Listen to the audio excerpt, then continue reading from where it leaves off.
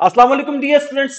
हमारी live class नहीं जा सकी, लेकिन ये वाला लेक्चर जिसमें मैं आज आपको फ्रेजेस, क्लॉजेस और टाइप्स ऑफ सेंटेंसेस पढ़ाने वाला हूं, ये मैं रिकॉर्ड करवा रहा हूं ताकि आपका कोई दिन जाया ना हो। ये इसलिए करवा रहा हूं कि आपका कल टेस्ट है। इसको ध्यान से सुनिए। आप जो बच्चे मेरे ग्रुप में नहीं है वो इस वीडियो के डिस्क्रिप्शन में जो है वो लिंक मौजूद है, वो जल्दी से आ जाएं। आज ये आप पढ़ेंगे, हमारा ये टॉपिक कंप्लीट हो जाएगा। पिछली वीडियो में जो लेक्चर नंबर 4 था उसके अंदर मैंने आपको सेंटेंसेस की टाइप्स अकॉर्डिंग टू पर्पस और फ्रेजेस की टाइप्स हमने पढ़ ली हैं उसके फंक्शन वाइज। अब इस वीडियो में मैं आपको डिस्कस करवा रहा हूँ types of phrases according to structure. Structure के बाद हम चलेंगे क्लॉजेस पे, क्लॉजेस की टाइप्स को डिस्कस करेंगे और उसके बाद हम डिस्कस कर रहे होंगे types of sentences according to the structure. तो ये सारा कुछ आपको इस वीडियो एक में मिलने वाला है, इसको बड़े ध्यान से सुने। सबसे पहले प्रीपोजिशनल फ्रेज, तो ये चारों जो टाइप्स हैं, इसके बाद एब्सोल्यूट को भी डिस्कस करेंगे।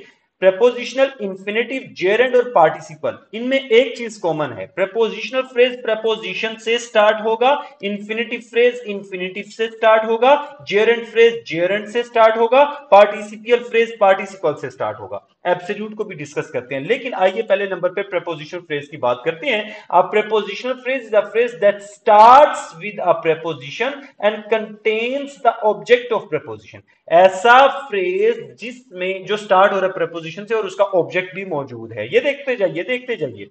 The boy is sitting in the class. प्यारे बच्चों, प्रपोजिशन से स्टार्ट हो, फंक्शन की बात नहीं कर रहे सर, ये एडवर्ब लग रहा है, प्लेस बता रहा है, प्लेस भी बता रहा है, but it is starting with preposition, तो प्रपोजिशनल फ्रेज होगा। एक और देखो, he called me after eating food, ये टाइम की प्रपोजिशन, तो प्रपोजिशनल फ्रेज हो जाएगा।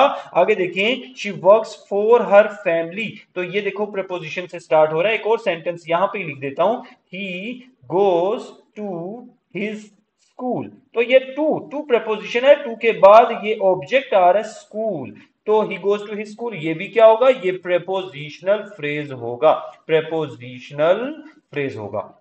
आगे चलते हैं। इंफिनिटिव क्या होता है प्यारे बच्चों, पहले नंबर पे ये बात सीख लो। To plus base form of verb को बोलते हैं इंफिनिटिव।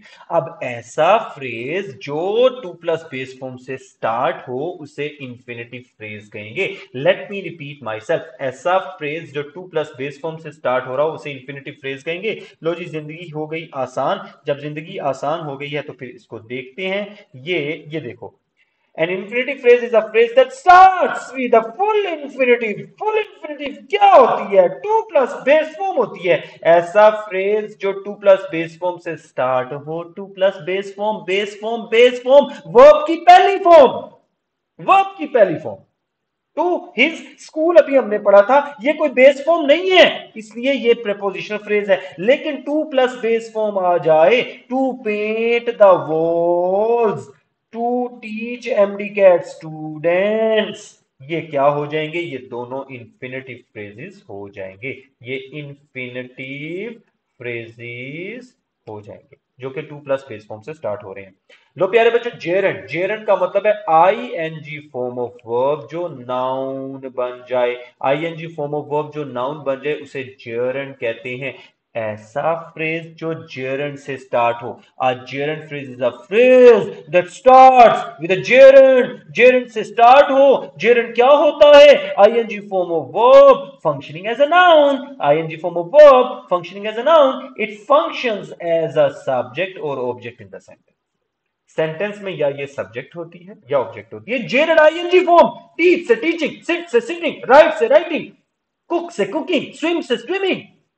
जब ये प्रोसेस का नाम बन जाए, नाउन बन जाए, I like dash, I like swimming, I like teaching, I like cooking, तो जेरेंड हो गया। आईएनजी फॉर्म जो कि नाउन बन रहा है, आईएनजी फॉर्म जो कि नाउन बन रहा है, टीचिंग इंग्लिश इज फन। अच्छा देखो, ये सब्जेक्ट है पूरा, teaching English is fun. I like flying kites, flying kites. बेटा ये सब्जेक्ट आना था, यहाँ पे ऑब्जेक्ट आना था वर्ब के बाद, यहाँ पे पहले सब्जेक्ट आना था, तो आईएनजी फॉर्म ऑफ वर्ब जो नाउन बन जाए उसको बोलते हैं जेरंड। और ऐसा फ्रेज जो जेरंड से स्टार्ट होता है उसे जेरंड फ्रेज कहेंगे, उसे जेरंड फ्रेज कहेंगे। मिसाल के तौर पे ये देखो, playing cricket is my hobby, playing cricket is my hobby. तो ये जो प्लेइंग क्रिकेट होगा, क्योंकि ये सब्जेक्ट की जगह पे आया है, इसको हम क्या बोलेंगे, इसको हम बोलेंगे कि ये जेरंड फ्रेज है। ठीक है, इसको हम बोल देंगे कि ये क्या है, ये जेरंड फ्रेज है। ठीक है, ओके, ये जेरंड फ्रेज है। आगे चलते हैं। Using computer for a long time, ये पूरा एक सब्जेक्ट बन गया।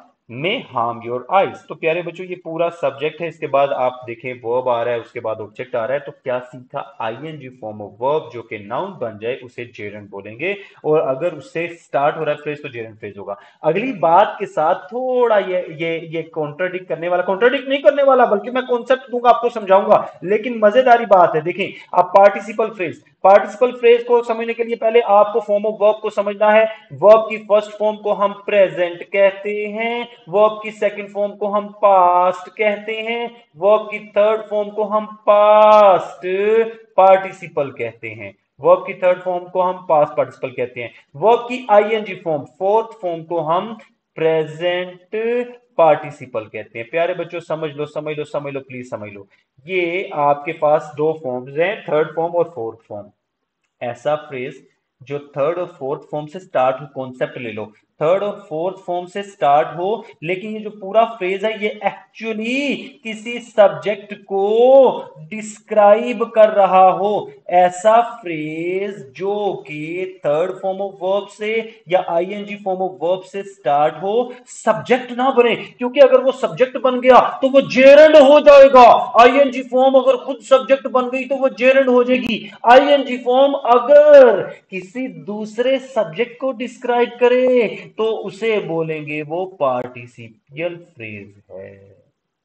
ये है कॉन्सेप्ट। सब्जेक्ट कुछ और हो, सब्जेक्ट आए हो, सब्जेक्ट वी हो, सब्जेक्ट अली हो, मिसाल के तौर पे I ate an apple, subject क्या है, I ate an apple. We we enjoyed ourselves, Ali Ali hurt his hand। अब देखो, ये है सब्जेक्ट, ये है सब्जेक्ट, ये है सब्जेक्ट। इसको डिस्क्राइब करने के लिए अगर मैं ये कहता हूं, ये कहता हूं, क्या कहता हूं कि प्लेइंग क्रिकेट। अब ये जो प्लेइंग क्रिकेट है, एक्चुअली ये आई को डिस्क्राइब कर रहा है कि क्रिकेट खेलते हुए मैंने सेब खाया। अच्छा, swimming swimming in the pool. बेटा ये जो स्विमिंग इन द पूल है, आईएनजी से स्टार्ट हो रहा है, एक्चुअली ये खुद सब्जेक्ट नहीं है, ये इस सब्जेक्ट को डिस्क्राइब कर रहा है, इसको बोलेंगे पार्टिसिपियल फ्रेज। ये देखो, फ्लाइंग काइट्स, फ्लाइंग काइट्स। बेटा ये पूरी चीज एक्चुअली अली को डिस्क्राइब कर रही है, इसको बोलेंगे कि ये क्या है, ये बन गया पार्टिसिपल फ्रेज। पार्टिसिपल फ्रेज क्या होता है, मैं आपको दोबारा बता देता हूं, आईएनजी फॉर्म या थर्ड फॉर्म ऑफ वर्ब जो किसी सब्जेक्ट को डिस्क्राइब करे, आईएनजी फॉर्म या थर्ड फॉर्म जो किसी सब्जेक्ट को डिस्क्राइब कर रही हो उसे पार्टिसिपल फ्रेज कहेंगे। अब हम इसको डिस्कस करने लगे हैं डिटेल के साथ, जरा देखते जाइएगा। मैंने पहले आपको कॉन्सेप्ट दे दिया, कॉन्सेप्ट आपको समझ में आ गया, अब हम आगे चलेंगे। ठीक है, अब हम आगे चलते हैं। इसको समझ लिया आपने कि जो खुद सब्जेक्ट बन जाए उसे जेरंड कहेंगे, और जो सब्जेक्ट को डिस्क्राइब करे, ये बात याद रखनी है, क्योंकि टेस्ट में आपने पूरे मार्क्स लेने हैं, टेस्ट में आपने पूरे मार्क्स लेने हैं। ये देखो, a participle phrase is a phrase that starts with a participle, third form of verb, और प्रेजेंट पार्टिसिपल मतलब ING form of verb. It modifies the subject और object in the sentence, modify करता है subject जो object को। देखो देखो देखो देखो देखो बच्चों, ये क्या है, ये सब सब्जेक्ट है, और ये फ्लाइंग काइट्स क्या कर रहा है, ये इस सब्जेक्ट को डिफाइन कर रहा है। आगे देखो, सतनवीर सब्जेक्ट हैं, this is subject, teaching English इस सब्जेक्ट को डिफाइन कर रहा है। अच्छा, oranges is a healthful fruit, ये सब्जेक्ट है, और ये पैक्ड विद विटामिन इस ऑरेंजेस को, इस सब्जेक्ट को डिफाइन कर रहा है। बेटा पार्टिसिपल फ्रेज क्या होता है, जो किसी दूसरे सब्जेक्ट को डिस्क्राइब करे, थर्ड फॉर्म से भी स्टार्ट हो सकता है, आईएनजी फॉर्म से भी हो सकता है। अब आपने मुझे बताना है कि इसमें से पार्टिसिपल फ्रेज कौन सा है और जेरंड फ्रेज कौन सा है। अ ब्यूटीफुली डेकोरेटेड कार वो स्टैंडिंग ऑन द रोड। तो बताते जाइए, वैसे सारे सारे इकट्ठे कोशिश करें कि अगर आप इसमें सारा ढूंढ लें। पहले नंबर पे देखो, आ ब्यूटीफुली डेकोरेटेड कार। इसको अगर पूरे को अगर हम देखें तो ये पूरा बनता है नाउन फ्रेज, ठीक है। वो स्टैंडिंग बनता है वर्ब फ्रेज, कल पढ़ा दिया था, ये पिछली लेक्चर में पढ़ा हुआ है verb phrase. On the road बनता है prepositional phrase. The most efficient teacher of English, ये पूरा बन जाएगा बेटा नाउन फ्रेज। टॉट वर्ब बन जाएगा। His MD CAT students noun phrase. Most efficiently adverb phrase. तो ये आपकी चीज समझ आ गई। अगर कोई प्रॉब्लम होगा तो कमेंट सेक्शन में लिखना मत भूलिएगा, उसकी मैं अलग से वीडियो बनाऊंगा। दोबारा मैं बात करता हूं, अब आपने इसका आंसर करना है कमेंट सेक्शन में। इस क्वेश्चन का नंबर है 100, क्वेश्चन 100 लिख के आपने आंसर करना है कि ये कौन सा फ्रेज है, ठीक है। Solving MCQs, she got confuse. इसको आपने बताना है कि क्वेश्चन 100 का क्या आंसर है और फिर क्वेश्चन 200 का क्या आंसर है। Solving MCQs is necessary for MD CAT. चलो, तो ये दो हैं, उसमें भी सॉल्विंग, इसमें भी सॉल्विंग एमसीक्यूज बताना है कि ये कौन सा फ्रेज है, और नीचे भी solving MCQs is a necessary for MD CAT. ये दोनों फ्रेजेस आपने कौन से हैं ये कमेंट सेक्शन में लिखने हैं। अच्छा, एन एब्सोल्यूट फ्रेज बच्चे, इसका यहाँ पे पार्टिसिपल फ्रेज लिखा हुआ है, एक्चुअली ये क्या है, ये है एब्सोल्यूट फ्रेज। एब्सोल्यूट फ्रेज, अभी तक जो आपने पढ़ा वो पढ़ा प्रपोजिशन फ्रेज प्रपोजिशन से स्टार्ट होता है, जेरंड फ्रेज जेरंड से स्टार्ट होता है, इन्फिनिटिव फ्रेज इन्फिनिटिव से। अब एब्सोल्यूट फ्रेज, बेटा एब्सोल्यूट फ्रेज के अंदर कोई एक नाउन होगा और उस नाउन का वर्ब होगा, लेकिन ये वो फाइनाइट वर्ब नहीं है। फाइनाइट वर्ब उसको क्लॉज बना देते जो आगे जाके हम पढ़ेंगे। बेटा फाइनाइट वर्ब वो होता है जो टेंस बताए, क्या बताए, टेंस बताए। ये क्लॉजेज में आता है, ये क्लॉजेज में आता है, एब्सोल्यूट में नहीं होता। अब क्या होगा जरा समझिएगा, एक ऐसा फ्रेज जिसमें कोई नाउन या कोई प्रोनाउन, इसके बाद कोई पार्टिसिपल वर्ब लगा होगा। कौन सा वर्ब लगा होगा, पार्ट, अभी मैंने थोड़ी देर पहले इसी वीडियो में बताया है, पार्टिसिपल वर्ब लगा होगा इसके फौरन बाद। ये कौन सा वर्ब होता है, थर्ड वर्ब या आईएनजी फॉर्म ऑफ वर्ब जो इस नाउन को डिस्क्राइब कर रहा होगा। अब ये पूरा फ्रेज क्या करता है, ये जिसमें नाउन भी है, प्रोनाउन भी है, पार्टिसिपल वर्ब भी है, ये पूरा फ्रेज क्या करता है, ये पूरा फ्रेज आगे पड़े हुए पूरे सेंटेंस को डिस्क्राइब करता है, पूरे सेंटेंस को डिस्क्राइब करता है, डिस्क्राइब्स अ सेंटेंस। अच्छा, जो पार्टिसिपल फ्रेज अकेला हो वो सब्जेक्ट को डिफाइन करता है, लेकिन जो एब्सोल्यूट फ्रेज होता है उसके अंदर पार्टिसिपल तो होता ही होता है, लेकिन पार्टिसिपल से पहले कोई ना कोई नाउन लगा होगा, कोई ना कोई नाउन लगा होगा, उसके बाद पार्टिसिपल फ्रेज होगा, यानी पार्टिसिपल लगा होगा। अब ये दोनों बातें कितनी सेम सेम है, पार्टिसिपल फ्रेज पार्टिसिपल से स्टार्ट होता है, लेकिन एब्सोल्यूट फ्रेज किसी नाउन और प्रोनाउन और उसके बाद पार्टिसिपल वर्ब होना जरूरी है, ये दोनों मिलके बनाएंगे पार्टिसिपल, सॉरी एब्सोल्यूट फ्रेज। ये वाली बात मेरे बच्चों को समझ आ गई, समझ आ गई है। तो फिर आपने डेफिनेटली जब भी आप इस वीडियो को देख रहे होंगे आपने लिखना लाजमी है पाकिस्तान जिंदाबाद। Absolute phrase is a group of words that modifies, information देता है हमें टू द होल सेंटेंस, पूरे सेंटेंस की, नॉट जस्ट वन वर्ड, ठीक है। It usually consist of a noun, या तो नाउन होगा या प्रोनाउन, और उसके फौरन बाद पार्टिसिपल वर्ब होगा। पार्टिसिपल वर्ब का मतलब है आईएनजी फॉर्म या फिर third form, a verb of ending in ing or ed and any modifiers of the object. Absolute phrase are not connected to the main sentence with a conjunction. अच्छा, conjunction नहीं होगी, and और but ये नहीं होगा, बल्कि coma से separate किया जाता है। किससे सेपरेट किया जाता है, कोमा से। आइए एग्जांपल देंगे, आपको सारी समझ आ जाएगी। क्या, हर आर्म्स, ये नाउन हो गया, ये देखो ये देखो ये देखो देखो ना देखो, ये क्या है, ये पार्टिसिपल वर्ब है, ये तो थर्ड फॉर्म है जिसको हम पास्ट पार्टिसिपल कहते हैं, मैंने आज ही समझाया आपको। अगला पूरा sentence, she watch the movie quietly, her arms folded across her chest, she watch the movie quietly. तो बेटा ये her arms folded across the chest, ये कोई टेंस नहीं है इसमें, ये कोई क्लॉज नहीं है, ये कोई क्लॉज नहीं है। आगे सुनो, द सन, ये देखो नाउन, उसके बाद ये present participle, the sun having set, the sun having set we lit the campfire, इसका मतलब है जब सन सेट हुआ तो हमने कैंप फायर जला ली। बेटा ये पूरा ये देखो ये नाउन हो गया, नाउन के बाद ये वाली चीज पार्टिसिपल वर्ब हो गया, और यही चीज मैंने समझाई है पीछे वीडियो करके, जो मैं पेन से समझा रहा था उसको स्क्रीनशॉट कर लीजिएगा। पार्टिसिपल वर्ब भी समझ आ गया, पाकिस्तान जिंदाबाद। अगर कोई क्वेश्चन होगा तो आपने वीडियो के कमेंट सेक्शन में लिखना है। पार्ट्स ऑफ सेंटेंसेस की बात करें तो फिर अब हम बात करेंगे क्लॉजेस की। बेटा फ्रेज की अभी भी लेक्चर मौजूद है, लेक्चर नंबर 4, उसकी डेफिनेशन देखो, उसमें लिखा था जिसमें सब्जेक्ट और वर्ब इकट्ठे ना आए, सब्जेक्ट और वर्ब इकट्ठे ना आए। क्लॉज के लिए क्या जरूरी है, एक सब्जेक्ट और एक उसका वर्ब, ये दो चीजें जरूरी हैं। आइए देखते हैं इसके अंदर। Clause is a group of words that has at least a subject and verb, उसके अंदर सब्जेक्ट और वर्ब लाजमी हो। अच्छा इसकी डेफिनेशन कंप्लीट करता हूं मैं। इट मे और may not give complete sense, इसकी पूरी सेंस हो भी सकती है और नहीं भी हो सकती। अब ये वाली जो बात है इसका अगला लेक्चर इससे आगे चलेगा, ठीक है।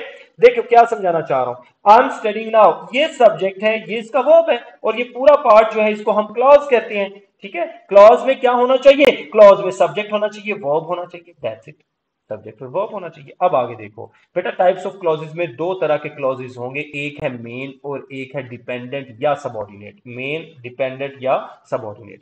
आइए देखते हैं मेन, डिपेंडेंट या सबऑर्डिनेट। तो दो टाइप्स हैं, ठीक हो गया, दो टाइप्स हैं, ओके।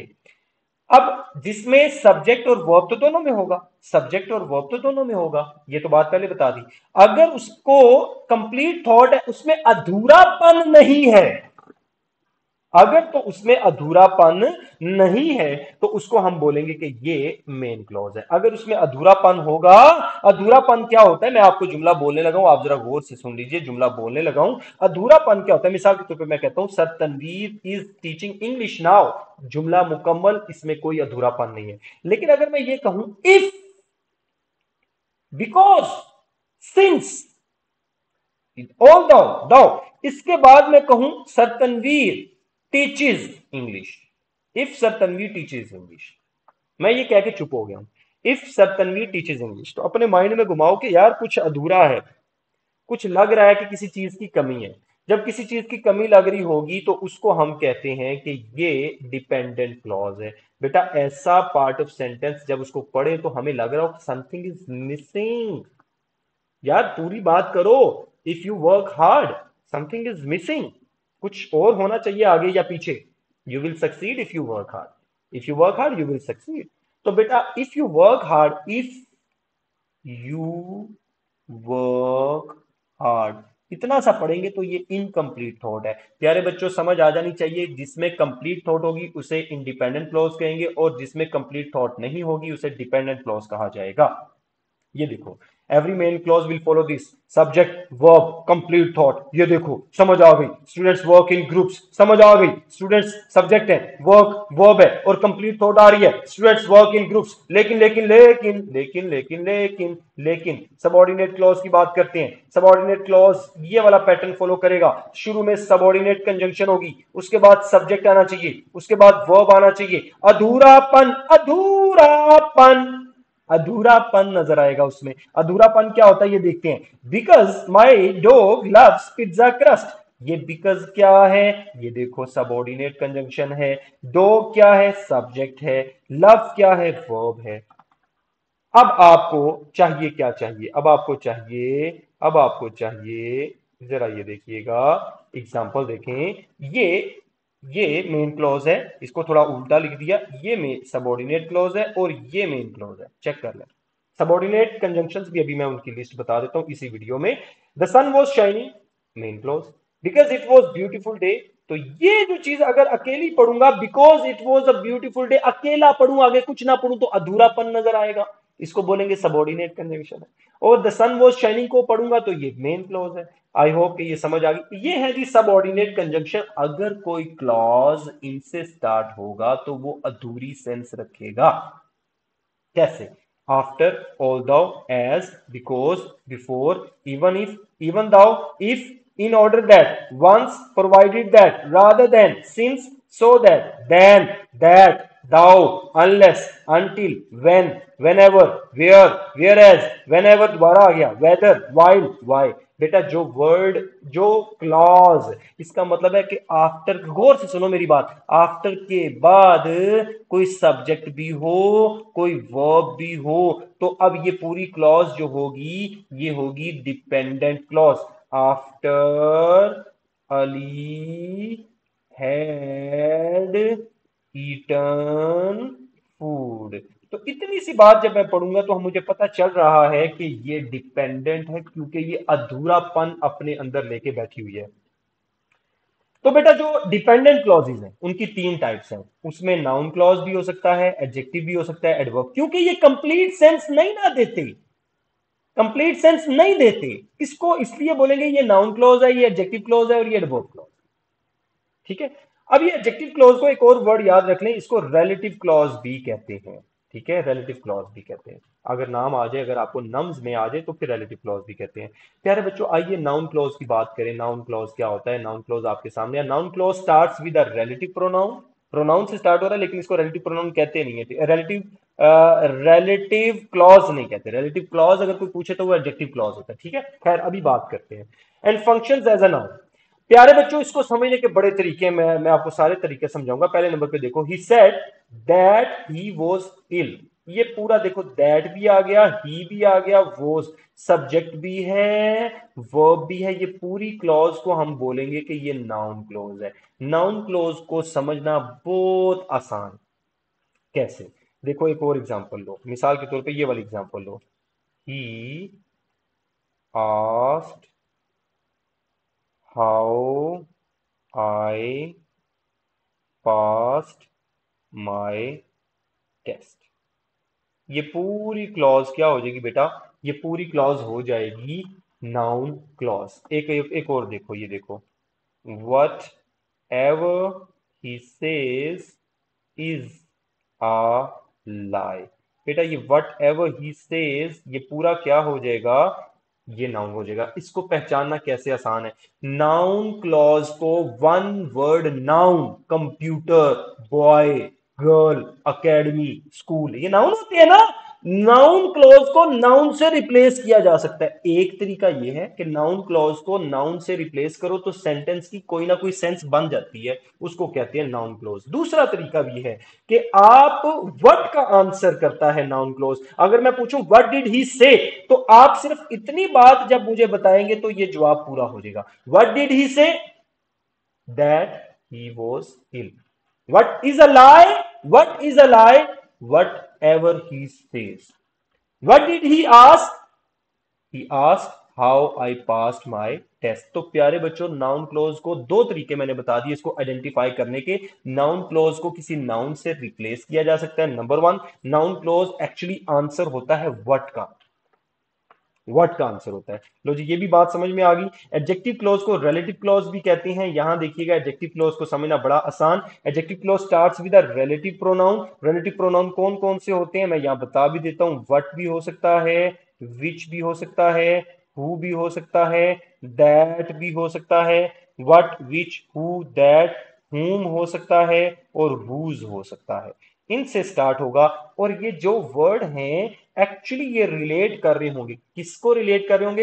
एडजेक्टिव क्लोज को समझना सबसे आसान है। नाउन लिखा होगा, कोई ना कोई नाउन या कोई ना कोई प्रो नाउन लिखा होगा, वही काम जो एडजेक्टिव का है वही एडजेक्टिव क्लोज करता है। बड़ा आसान होने लगा है। नाउन और प्रोनाउन के फौरन बाद, नाउन और प्रोनाउन के फौरन बाद ये क्लॉजेस लगे होंगे। नाउन और प्रोनाउन के बाद ये क्लॉजेस लगा, ये रिलेटिव क्लॉजेस लगा होगा। व्हाट से स्टार्ट हो रहा होगा क्लॉज, विच से स्टार्ट हो रहा होगा क्लॉज, हु से स्टार्ट हो रहा होगा, दैट से स्टार्ट हो रहा होगा, हुज से स्टार्ट हो सकता है या हुम से स्टार्ट हो सकता है। इनसे जो क्लॉजेस स्टार्ट होंगे उन्हें बोलेंगे कि अब एक्चुअली कर क्या रहे हैं, ये पूरे क्लॉजेस इस नाउन को डिफाइन कर रहे होंगे, इसको बोलेंगे ये एडजेक्टिव क्लॉज है। क्या बोलेंगे बेटा? इसको बोलेंगे कि ये एडजेक्टिव क्लॉज है।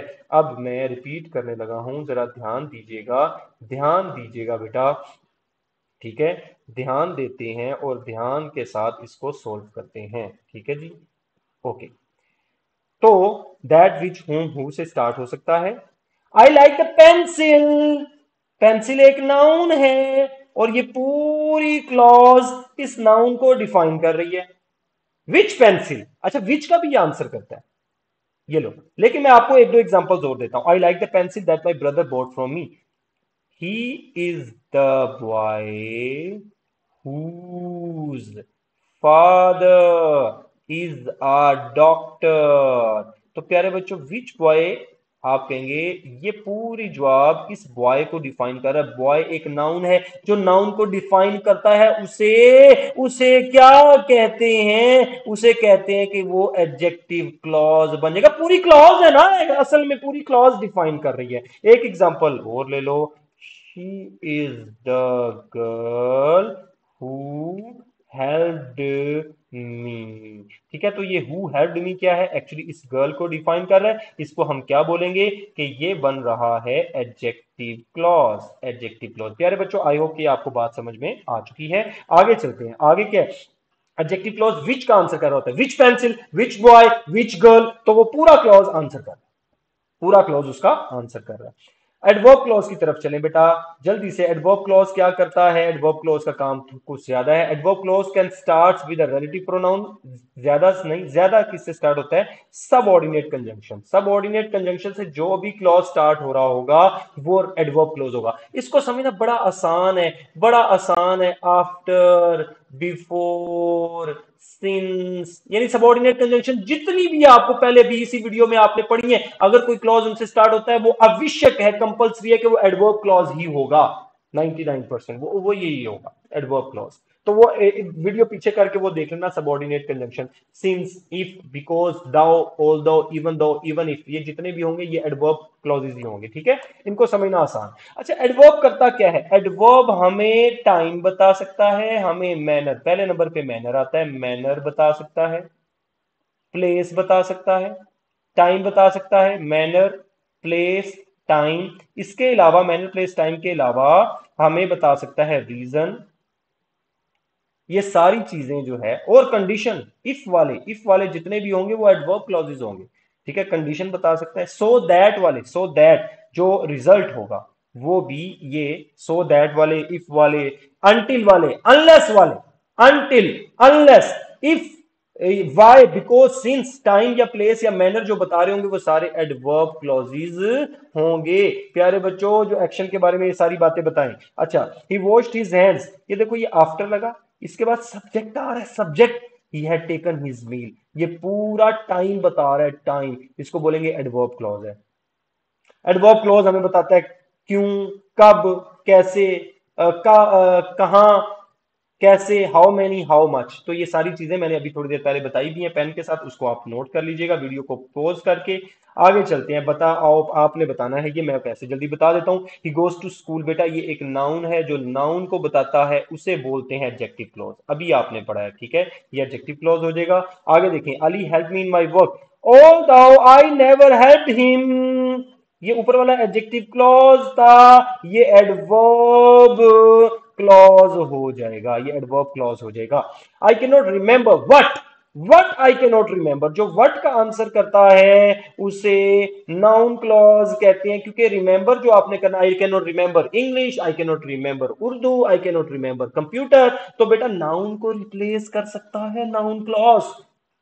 नाउन क्लॉज नाउन को रिप्लेस करता है, बाकी क्लॉजेज नाउन को रिप्लेस नहीं कर सकते। The focus of our work is what, what is the focus of our work, what का जो आंसर करता है, प्यारे बच्चों, जो वट का आंसर करता है उसे नाउन क्लॉज कहते हैं। मेरे सारे बच्चों को ये बात समझ में आ रही होगी। My greatest asset is what,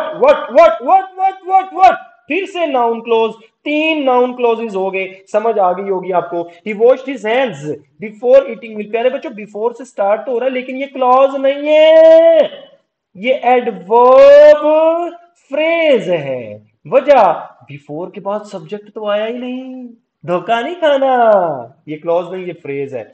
लो प्यारे बच्चों, अगर आपको डिपेंडेंट और इंडिपेंडेंट क्लॉज की समझ आई है ना, तो टाइप्स ऑफ सेंटेंसेस जो कि स्ट्रक्चर वाइज सेंटेंसेस हैं, स्ट्रक्चर वाइज टाइप्स हैं, वो मैं पढ़ाने लगा हूं। स्ट्रक्चर वाइज टाइप्स देखिए, simple sentence, compound sentence, complex sentence, compound complex. इससे पहले आपने दो बातें सीख लेनी है। एक सीख लेनी है इंडिपेंडेंट, वो मैंने शुरू में बता दी। इंडिपेंडेंट क्लॉज क्या होता है, जिसे आप मेन क्लॉज भी कहते हैं, जो कंप्लीट सेंस पे, सब्जेक्ट वर्ब कंप्लीट सेंस। एक होता है डिपेंडेंट क्लॉज। डिपेंडेंट क्लॉज क्या होता है? जो इनकम्प्लीट सेंस दे, जिसमें नाउन क्लॉज भी पढ़ लिया, एडजेक्टिव क्लॉज भी पढ़ लिया, एडवर्ब क्लॉज भी पढ़ लिए ना, वो सारे डिपेंडेंट थे, अब आपने पढ़ लिए हैं। ये दो कॉन्सेप्ट आपको समझ आ गए तो फिर बेटा ये वाले सारे कॉन्सेप्ट समझ आ जाएंगे। मैं यहां बता देता हूं, अगर वन इंडिपेंडेंट क्लॉज है ना, एक इंडिपेंडेंट क्लॉज है, उसे सिंपल कहेंगे बेटा। ये दो हो जाए, वन प्लस वन, ये जो वन प्लस वन दो हो जाए, हो दोनों इंडिपेंडेंट, उसे कहेंगे कंपाउंड सेंटेंस। बेटा एक ये हो जाए और एक ये हो जाए, डिपेंडेंट और इंडिपेंडेंट जब दोनों मिलेंगे तो बनाएंगे कॉम्प्लेक्स सेंटेंस। मजा आ गया इस बात का, ठीक है बेटा। यहां देखो ये दो हो जाए, यानी यह वाली चीज, ये जो कंपाउंड आपने बनाई थी, ये दोनों उठ के यहां आ गए, यानी ये टू जो है आपको बन गए इंडिपेंडेंट, और यहां से एक आ गया डिपेंडेंट। टू इंडिपेंडेंट और एक डिपेंडेंट। इसका मतलब है इंडिपेंडेंट का होना तो आवश्यक है, सेंटेंस सेंटेंस बनेगा ही नहीं जब तक उसके अंदर इंडिपेंडेंट ना हो। एक अकेला इंडिपेंडेंट सिंपल है, दो इंडिपेंडेंट है कंपाउंड है, एक इंडिपेंडेंट एक डिपेंडेंट मिल गया कॉम्प्लेक्स। दो इंडिपेंडेंट आ गए, कंपाउंड बनाते हैं ना दो इंडिपेंडेंट, उनके साथ अगर डिपेंडेंट भी मिल गया तो कंपाउंड कॉम्प्लेक्स। इसको पहचानना आपने नम्स में आ जाए या एमडी कैट में आ जाए, आपके डो में, बोलान में, ईटा में, यूएचएस में, सजाम्बू में, जहां पे भी आ जाए, ठीक है। आइए सिंपल देखते हैं, सिंपल सेंटेंस क्या है। Simple sentence, one independent clause stands as a simple sentence. One independent clause एक सिंपल सेंटेंस होता है। He works hard, Ali, Ahmad, Akram like to work together. तो सब्जेक्ट क्या है? ये कंपाउंड सब्जेक्ट है, लेकिन सिंपल सेंटेंस कहेंगे इसको, क्योंकि ये सब्जेक्ट ये एक्शन परफॉर्म कर रहा है। अच्छा जी, आई, मैं ये सब्जेक्ट हूं, ये सब्जेक्ट है। Eat, sleep and enjoy my life, तो मैं ये भी एक्शन कर रहा हूं, ये भी कर रहा हूं, ये भी कर रहा हूं, ये सारों को सिंपल कहूंगा, सिंपल सेंटेंस, ठीक है। आगे देखो, Alia worked for her parents. तो बेटा ये देखो, ये Alia work for her parents, ये प्रेपोजिशन है, तो ये सिंपल सेंटेंस हो गया। चार सिंपल सेंटेंसेस इस वक्त आपके सामने है, जिसमें वन इंडिपेंडेंट क्लॉज है। One independent clause, I hope आप समझ बात को समझ चुके हैं। इंडिपेंडेंट क्लॉज एक दफा आएगा तो सिंपल सेंटेंस होगा। अब हम चलते हैं कंपाउंड सेंटेंस की तरफ, वो मैंने आपको बता दिया। एक इंडिपेंडेंट क्लॉज, फिर से इंडिपेंडेंट क्लॉज, दो इंडिपेंडेंट क्लॉजेस को आपने जोड़ा, बन गया compound sentence. The sun was setting over the mountains, the stars began to twinkle in the night sky. इन दोनों को एंड से जोड़ दे, दोनों को मिला दे, बन गया ना compound sentence. He was setting, the sun was setting over the mountains and the stars began to twinkle in the night sky. बन गया, बन गया कोऑर्डिनेटिंग कंजंक्शन। तो समझिए, two independent clauses joined by a coordinating conjunction. लेकिन rule यहां तक नहीं रहेगा, इससे आगे भी चलेगी। पहले नंबर पे कोऑर्डिनेटिंग कंजंक्शन समझिए, फोर एंड, नोर, बट, और, येट, सो। एफ से फोर, ए से एंड, एन से नोर, बी से बट, ओ से और, वाई से येट, एस से सो। अभी आपने जो मैं लिखने लगा हूं इसको नोट कर लेना है।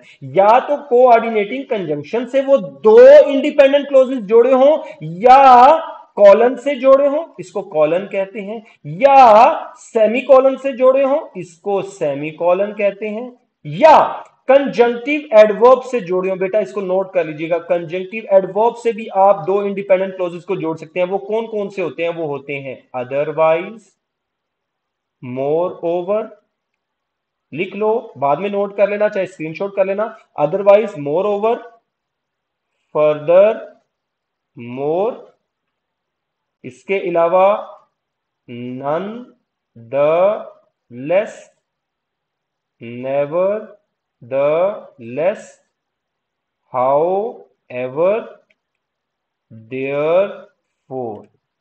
Otherwise, moreover, furthermore, nonetheless, nevertheless, however, therefore. बेटा ये कॉन्सिक्वेंटली भी लिख लो, ये भी कॉन्सिक्वेंटली, ठीक है। इनसे जब आप दो इंडिपेंडेंट क्लॉजेस, ऐसे क्लॉजेस जो कंप्लीट सेंस रखते हैं, उनको आप इनसे भी जोड़ेंगे तब भी वो कंपाउंड बनाएंगे। अब आप इसका स्क्रीनशॉट ले सकते हैं कि दो इंडिपेंडेंट क्लॉजेस को या कोऑर्डिनेटिंग कंजंक्शन से जोड़ना है, या कॉलन से जोड़ना है, या सेमी कॉलन से जोड़ना है, या कंजंक्टिव एडवर्ब से जोड़ना है, आपका काम हो जाएगा। ये आपका बन जाएगा कंपाउंड सेंटेंस। आगे चले तो इसको मैं रेज कर देता हूं, रेज करने के बाद इसको आगे चलते हैं, ठीक है, ताकि आपको समझ आ जाए जी। अब आप मैंने रेज कर दिए, ये स्लाइड्स में आपको नहीं मिलेगा, ठीक है।